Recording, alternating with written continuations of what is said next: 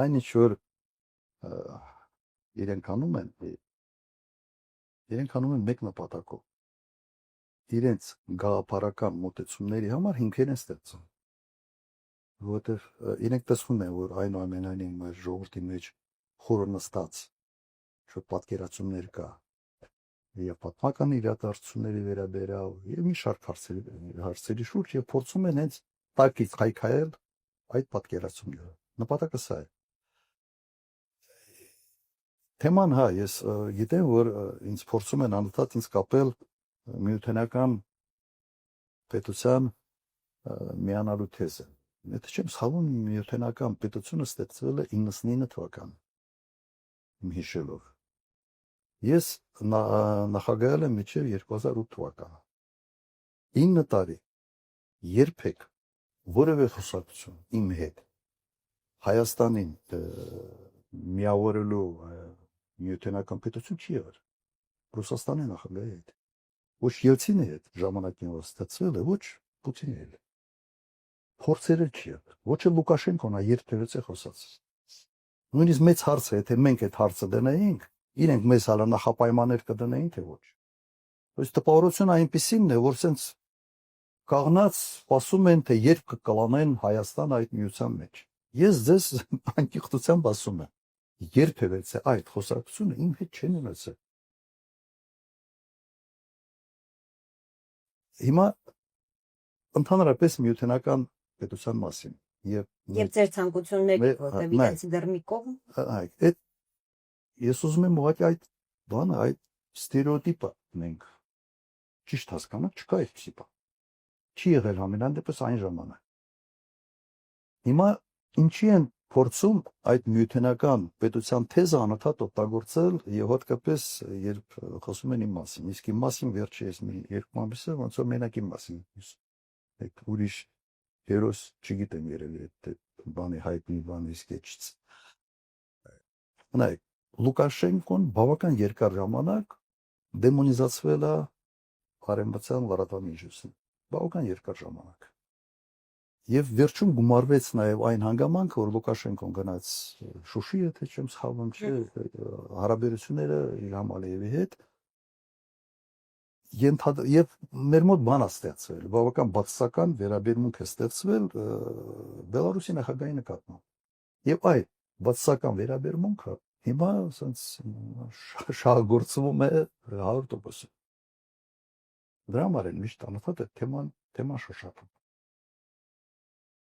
Իմ նախագահության ժամանակ եւ միջև իմ նախագահությունը երբեք Բելարուսը որևէ քայլ չի արել, որը կարող է մեր դժգոհությունը առաջացնել։ Հակառակը միշտ մեր կողքին կանգնած է։ Ես չգիտեմ ինչ պատահեց հետո։ Եվ սա երևի առանձին մի վերլուծության կամ ուսումնասիրության կարիք ունի, երբ փոխվեց եւ ինչու փոխվեց։ Հիմա սա է վիճակը։ Երբ խոսում ենք հարաբերությունների մասին, նայեք, Բելարուսը որևէ դերակատարություն չի կարող ունենալ այս տարածաշրջանում։ Չունի ոչ այդ պոտենցիալը, ոչ այդ ցանկությունը, ոչ այլ հետաքրքրություն։ Դրա համար Ռուսաստանի հետ հարաբերությունները անպայման են շուռ տալ, բերել, կապել միութենական պետության հետ, ուղղակի մանիպուլյացիվ չոր բաներ, քայլեր, փորձում են դրանով Ռուսաստանի հետ հարաբերությունների գրավչությունը նվազեցնել։ Ուրիշ բացատրություն ստե չկա։ Ու ասում անպայման պետք է որևէ խնդիր չկա եւ կրկնում է։ Այդպես չի որ իրենց մոտ այդ ցանկությունը կա, որ Հայաստանը մտնի այդ։ Պետք է Ռուսաստանը հետ խորացնել այդ հարաբերությունները։ Պետք է գոնե վերականգնել այն ինչ եղել է։ Վստահություն ունենալ փոխադարձ։ Ու չմտածեն, որ հերթական անգամ ամեն քալափոխին քեզ գցելու է։ Մեծ պետությունների հետ չի կարելի այդպես վարվել։ Չկա։ Թեզերից մեկին չանդրադառնալ։ Պատկերացրեք Էստոնիայից խոսած։ Էստոնիան հանկարծ ինչ որ քայլեր անի, որոնք ամերիկացիներին դուր չի գալու կամ բրիտանացուց։ Կանի երբեք չեն անի, որովհետև հասկանում են, որ սա ուղղակի ազդեցություն կունենա իրենց անվտանգային հարցերի։ Նայեք, հետո միութենական պետությունը ասենց բոբոս արկելու կոնտեքստի մեջ նաև հետևյալն է ասում, չէ, որ մեր ինքնիշխանության կորուստ եղել է։ Հիմա Համատեք միութենական պետության ինքնիշխանության կորուստը, այսպես ասենք, եւ Եվրոմիության համացան եզրեր չկա։ Եվրոմիությունը ունի Եվրոհազնաժողով, Եվրոհազնաժողովի նախագահ 27 կոմիսար, ամեն պետությունից մի, ամեն մեկը մի ուղղություն է։ Ըստ էության մի մարմին է, որը հնարավորություն ունի նույնիսկ պատժելու, տուգանելու, ինչ որ բաներ պարտադրելու, կա Եվրոխորհրդարան, որոնք ուղղակի քվեարկությամբ են ընտրվում։ Ոչ թե խորհրդարանների падգամավորները հավաքում են, ուղղակի քվեարկությամբ են ընդունում եւ որոշակի լիազորություններ են։ Հիմա դա երկրագնդի վրա ամենից մեծ ինքնիշխանության կորուստի մոդելն Եվրոմիությունը։ Միութենական պետությունում այդպիսի բաներ չկան, ինչ որ մի երկու-երեք կառույց կա, որ ավելի շատ ֆորմալ բնույթ է կրում։ Երկու նախագահներ իրար հետ պայմանավորում են գործ առաջ։ Հիմա սովերենության կորուստը, այդ ինքնիշխանության կորուստը որտեղ ավելի շատ։ Եթե ձեզ համար երակա խնդիրը ինքնիշխանությունն է, Եվրոմիությունից ինչքան հեռու մնաս, ինքն դա։ Բայց այդ միությունը, ասենց կամավոր միություն է, մարդիկ շահերը հաշվել են, տեսել են, որ այսպես ապրել ավելի հետաքրքիր է, ավելի արդյունավետ է, այդպես են ապրել։ Վերջերս մի բան լսեցի, մեկը ասում է, բան ինքնիշխան փափաղող Մոսկվա գնաց։ Ոնց հետաքրքիր նախադասություն էր։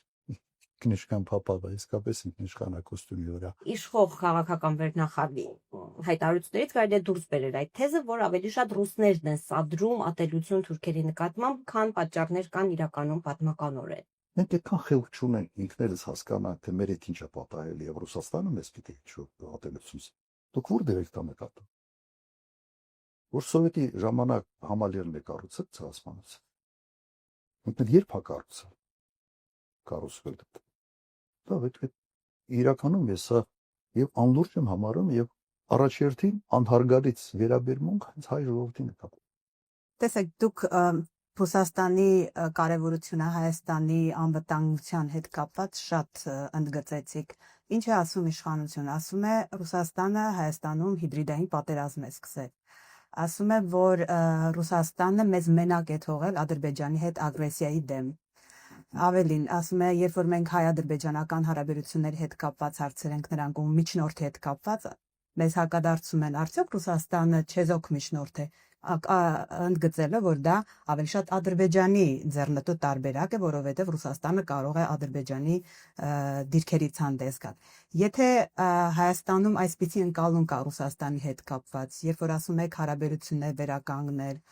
ինչպես եք պատկերացնում այդ հարաբերությունների ստեղծումը, այսինքն երբ որ Ռուսաստանը իմիջիալոց հիշեցնեմ վերջերս ազգային ժողովի նախագահ ասում էր, որ նոյեմբերի 9-ին նա Ռուսաստանում էր եւ գնացել էր ընկել էր նրանց ոտքերը, որպեսզի կանգնեցնեն պատերազմ, բայց չկանգնեցրին։ Այսինքն երբ որ կա այս ամեն ինչը, այս ամեն ինչով հանդերձ, դուք ինչպես եք պատկերացնում այդ հարաբերությունների վերակառուցումը, այսինքն արդյոք Ռուսաստանը այս ամենից հետո նախ այնպես կվերաբերվի Հայաստան, ինչպես դուք եք նշում, եւ արդյոք Հայաստանում նաեւ հանրության տեսանկյունից կլինեն արդեն այնպիսի տրամադրություններ, որ Ռուսաստանի հետ հարաբերությունները ավելի առաջնային կհամարվեն, քան օրինակ ինչպես Եվրոպայի հետ կապված։ Դուք սկսել եք մի թեզից, որպես դա ճշմարտություն, ասում եք Ռուսաստանը մեզ չպաշտպան է, չպահում եմ իշխանությանը տեսակետները։ Ուրեմն իշխանության թեզը, այսպես կոպիտ ասած, եւ այդ սխալ թեզի վրա արդեն կառուցվում է հարց։ Սա շատ բարձ հնարք եմ ես տեսնում սրա մեջ։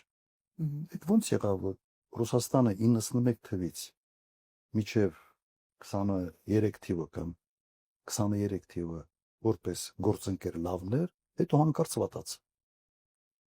Ես այդպիսի պրետենզիա 10 տարի նախագահ եմ եղել, ես չեմ կարող այդպիսի պրետենզիա։ Ինչ լուրջ հարց եղել է, մենք քննարկել ենք եւ ամեն մեկը իր մասով 100%-ով կատարել ենք։ Նաեւ մեր անվտանգային հարցերի հետ կապված։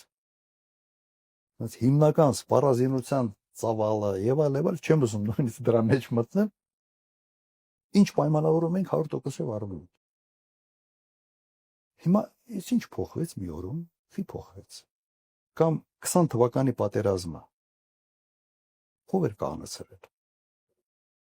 Հասկանաք ում միջնորդությունն է։ Ես գիտեմ ինչ դժվարությամբ են դա արել։ Հոկտեմբերի 18-ին 20 թվականին ով էր առաջարկել, ով էր կաղնեցնում, մենք հրաժարեցինք, չէ՞։ Մենք շատ հստակ մեր Հայաստանի վարչապետը ասեց չէ կկռվենք, չենք կա։ Որ իրեն դավաճան չասի։ Դա էլ են գցում ռուսի գրպանը,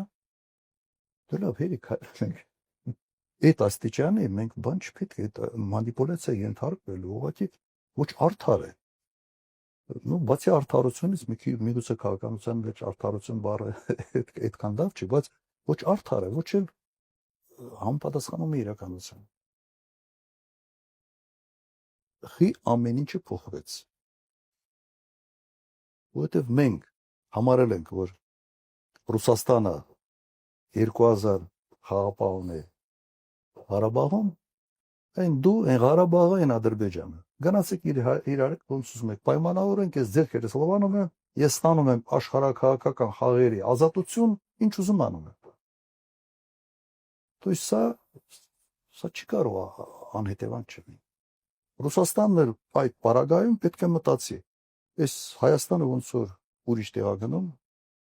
մեր գործընկերը չի, նա փորձենք Ադրբեջանի հետ մեր հարաբերությունները ավելի խորացնենք, որ այս տարածաշրջանում մեր ներկայությունը չկորցնենք։ Շատ բնական, այսպես ասենք, ազգային իրենց պետական շահերից բխող քայլեր են անում։ Մեզ դուր չի գալիս։ Մենք էմոցիոնալ սկսում ենք բանանալ։ Մենք ինքներս մեզ չենք նայում, ասում ենք լավ։ Պատճառը հետևանքային կապը ո՞րն է։ Սկզբից ինչ ա եղել, հետո ինչ ա եղել։ Հիմա ստեղ ավելի շատ ոչ թե ճշմարտության հարց, ավելի շատ իրենք կեղծ թեզ են առաջ բերում եւ ամբողջ քարոզչա մեքենան փորձում են այդ ուղղությամբ աշխատացնել։ Հիմնական նպատակը Ռուսաստանի նկատմամբ սերմանել անվստահություն։ Հակառուսական տրամադրություններ զարգացնել այստեղ։ Հիմա դա ում է պետք այսօր։ Մենք տեսնում ենք, չէ՞, որ աշխարհում մեկ փորձում են դա անել ու հաջողության չեն հասնում։ Դասում են հապկը չեկավ մեզ օգնության, Ռուսաստանը դիրքորոշում չհայտնեց, որ օկուպացրեցին մեր տարածքները։ Այ հապկի նկատմամբ ես վերաբերմունքը նաև հրապարակային է ասում։ Հապկի երկրների հետ, բոլորի հետ Ադրբեջանի հարաբերությունները ավելի լավն են, քան Հայաստան։ Հապկով չի, որ մենք պետք է այդ հարցը լուծեինք։ Մենք հայ-ռուսական հարաբերությունների շնորհիվ պետք է այդ հարցերի լուծումը տայենք։ Էստոնիայից այսօր շատ խոսացինք, Էստոնիան 1 միլիոնանոց երկիր է, 1 միլիոն 200,000։ ՆԱՏՕ-ի անդամ։ Այդ բարձ չի, որ ՆԱՏՕ-ի ողնաշարը Միացյալ Նահանգներն է։ Ուղղակի ողնաշարն է։ Եվ եթե անվտանգային հարց է կա, Էստոնիան չի գնում Լատվիայի հետ քննարկի կամ ֆինների հետ։ Էստոնիան այդ հարցը պետք է քննարկի Միացյալ Նահանգների հետ։ Եվ որոշիչ ձայնը եւ ասած որոշումը կայացնող լինի այո Միացյալ Նահանգները։ Հիմա իբ հապկ եք ասում, ասած մի անգամից այդ Լուկաշենկոյի պատկերն են կապվում հապկի հետ, հապկը մեզ չօգնեց։ Դու հապկի ողնաշար երկրի հետ դու այդ հարաբերությունները փչացնում ես, հետո ասում ես հապկը խիչ օգնեց։ Խիչ դեպք։ Դու ինքդ ասում ես սարի համար ես չեմ կռվելու։ Դեպքը պատահեց այդ սահմանի վերաբերալ, ասում ես հապկը ինձ չօգնեց։ Հապկը օգնելու համար ամենանդեպս պրոցեդուրա պետք է լիներ եւ 1-2 ամիս պիտի տևեր։ Հիմա դու պիտի մի 2 ամիս կռվեիր, որ նույնիսկ այդ սա պրոցեդուրայով հասնեին ինչ-որ մի բան անեն։ Դու եթե քո հողի համար չես կռվում, ոչ մեկը քո համար չի կռվել։ Պատճառները առաջերտին պետք է փնտրել այս Տապան Քոչարյան, Ռուսաստանը որևէ կերպ այս ամբողջ իրավիճակում մեղքի բաժին չունի։ Մեղքի բաժին գիտեք, երևի կարող է Ռուսաստանը ինչ ասել։ Ասել դե լավ, ընդ ինչ որ հիմարություններ են անում, օրինակ իշխանությունները։ Բայց քանի որ հայ ժողովուրդը մեր բարեկամ ժողովուրդն է, արի այդ հիմարությունները չնայեք, մենք ինչ որ մի բան անենք։ Մենք սա ենք ակնկալում Ռուսաստանից։ Միջպետական հարաբերությունները այդպես չեն աշխատում Ռուսաստանում։ Չեն աշխատում այդպես։ Մենք ասենց նեղված ինչ որ կողմի բան ենք, կեցվածք ենք ընդունել, միջդեռ այդ նեղված կողմի կեցվածքը պետք է ընդունել Ռուսաստանը։ Պրահայի ստորագրած փաստաթղթից հետո։ Որտեւ միջնորդական դերը Ռուսաստանի զորացրել ենք։ Զորացրել ենք, հետո ասում ենք, արի դու ոչ թե միջնորդ եղիր, Դու ես զորացնում եմ քո միջնորդական դերը, բայց դու միջնորդ եղիր Ղարաբաղի հարցով Ղարաբաղի ու Ադրբեջանի միջև։ Այդի մանդատ Ռուսաստանը չունի։ Ժամանակին յակի մանդատ ուրիշ մանդատ։ Հիմա այդքանը պետք է բացատրել, պետք է մարդկանց հետ խոսել։